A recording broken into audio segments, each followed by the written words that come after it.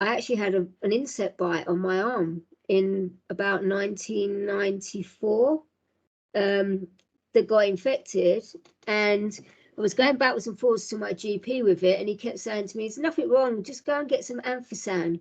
You just got a bite." And then one day I went, it was getting worse. I ended up getting tracking up my arm.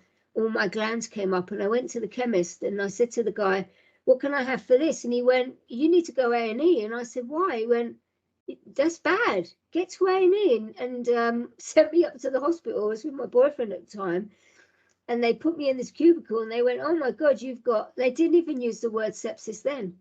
They said to me, "You've got blood poisoning."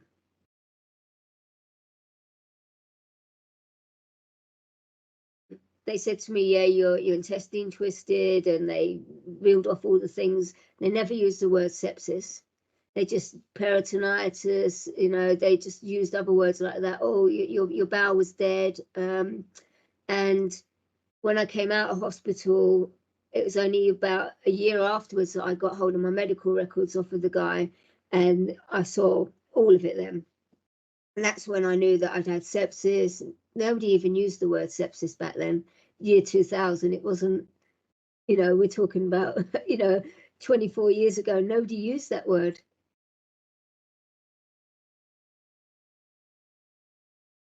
My face went numb, all on the right hand side, all on my chin, my lips, inside my mouth.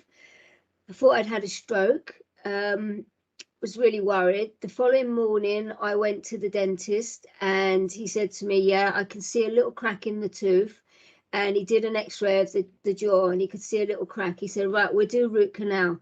So I had 3 hours of root canal, and he couldn't work out why I was numb. But he said that at some point, in the next couple of hours, the injection will wear off, and hopefully that will all come back again. Now we've got rid of the problem.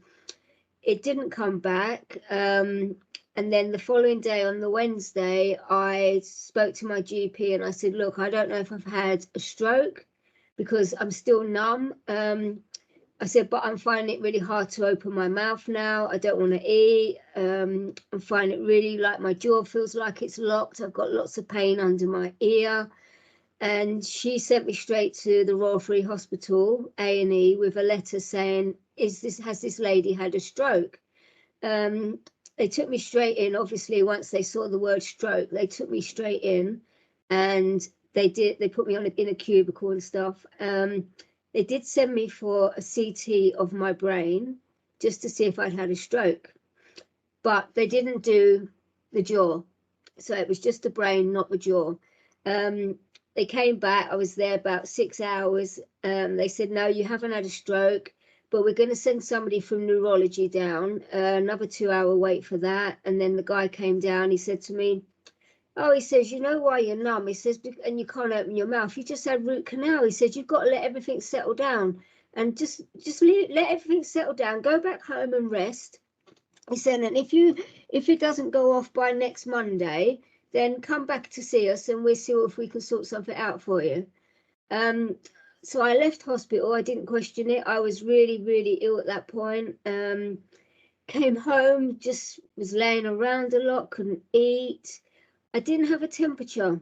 I wasn't vomiting. I didn't have a fever. I didn't have all those weird things that people say they get when they've got sepsis. So I just kept putting it down to the fact that I've had this root canal. Then on the Thursday, it was getting worse, and I managed to find a private ear, nose and throat guy up at Highgate Hospital who happened to have a cancellation on Friday morning. And I grabbed it. I knew it was going to cost me a bit to go and see him, but I grabbed the appointment. I got there on the Friday morning. My mum came with me, and he put a camera down my nose, and he said to me, "Oh God, it's really, really bad." And I was like, "Well, what?" And he said, "You've got to get to the UCLH." He said, "They've got an amazing ear, nose and throat team. You've got to go now." He said, "I can see something really bad inside." He said, "It's really dangerous. You promised me you'll go straight now. Don't go home. Get in a cab. Go now." And then suddenly the guy came from ear, nose and throat, and he said to me, okay, we got your bloods back. He said, we need to find out what's going on with you. He said, because your kidneys are now in failure. And they put me in a ward. I didn't know, but it was a high dependency ward. I laid there all night and really not knowing what was going on. And then at 6 o'clock in the morning, a whole team of people came round, and they said to me, right, you've got to go to intensive care. You know, it's really bad. You know, your whole system is shutting down. We need to get you sorted out. You've got an abscess in here, just under my ear. He said it needs to be drained. So I said, well, can you just put a needle in it and drain it out? And they went, no, no. And then kind of all hell broke loose. I was in intensive care. They were taking all my clothes off of me. They were putting everything in bags. They were asking me to sign lots of things. I don't even know what I was signing. At that point, the abscess burst and all was in my mouth, and the you know, absolutely awful it was. Then I woke up. So that was on the Saturday. They obviously did an operation. They took my tooth out. They then stuck a drain under here. They were going to put a drain in the side of my head, but they thought I would end up with a great big scar on my face. So they tried to put it under here. So I've got a scar under here. They put a drain in, but they weren't sure if it was going to work or not. So they kept me in an induced coma for 24 hours. Of course, we was in COVID, so my parents had to, you know, book in to come and see me. They were only allowed to see me for an hour, but obviously they saw me in a coma with tubes everywhere, and that wasn't really nice for them either. When I did actually wake, literally they just ripped everything out of me as I was sort of waking up. And then my parents were there, and it was like, what's happened? Where am I? Or, you know, oh, what's happening? And yeah, it was all quite a shock then. And my whole body was full up with fluid, because obviously they pumped me up with fluid. I must have been so dehydrated at that point when I got to the hospital. The line in my neck was left open. They didn't need to do the dialysis. They said that my kidneys were starting to recover on their own with the fluids they put in. So I didn't end up having dialysis, but it was very, very close. They told my parents that if I hadn't got to hospital that afternoon, if I hadn't seen that specialist and he got me to the hospital that afternoon, I would have died at home in bed that night.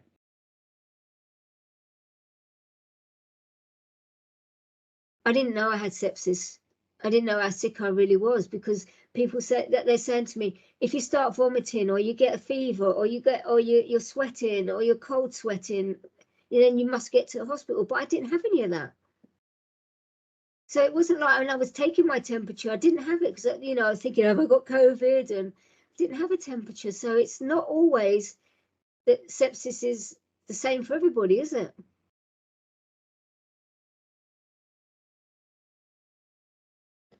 We drove home and I didn't feel well at all, and my whole body was swollen and I could hardly lift my arms and legs up. I couldn't walk. My feet were like blocks of wood. And I got home and sort of sat in the chair. The dog went absolutely crazy when he saw me. I mean, literally, my dad filmed it. I've got it and I watch it every now and then. It just makes me cry. He just was screaming like, where you been? And it was lovely. And then the next day, people were ringing up and going, oh, isn't that all right now? Like one girl, one of my mum's friends, she went, oh, isn't that okay now? She'd been out on her bike. And it was like, what? What are you talking about? Been on a bike? Can't even get down the stairs. And I tell you when it all changed is when I found out about the Sepsis Trust. And I did some Googling because I was having weird symptoms, and I've started to think, because I always had a emetophobia. And I'd kind of got over it with some therapy that I've been doing, and it was all feeling like it was coming back again. And I started to think, oh my God, my phobia's coming back. Is it this? Is it that? Am I going mad? And I started Googling stuff, and I found the Sepsis Trust, and I got hold of them, and I spoke to Emma, and she just, like, everything I said to her, she went, yeah, that's normal. Yes, that's normal. Yes, that's normal. And we was on there a whole hour, and everything I told her, she just went, yeah, it's all normal. And I came off the phone and I was like, wow, I'm not going mad. this is normal. Oh my God, it's not my phobia coming back. Oh my God, I should be doing that. I should be doing this. I shouldn't be doing that. And it was like a revelation. And I sat there and I thought, I just like burst out crying. I thought, all that pressure I've been putting on myself to be well, and I shouldn't be well. And that's when I changed my whole attitude about it all. And that's when, you know, I was calling them all the time. I was going on chats with everybody. And I think I did that for about the first year and a half. And it really, really helped me a lot. Really, all of them helped me so much. And then when they didn't hear from me, they were checking up on me, which was just so kind and so nice.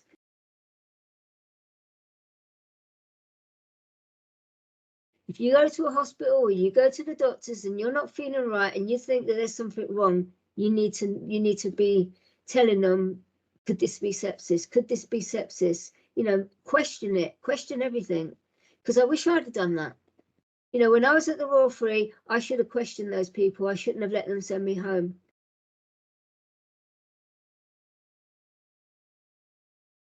Yeah, it was a little bit.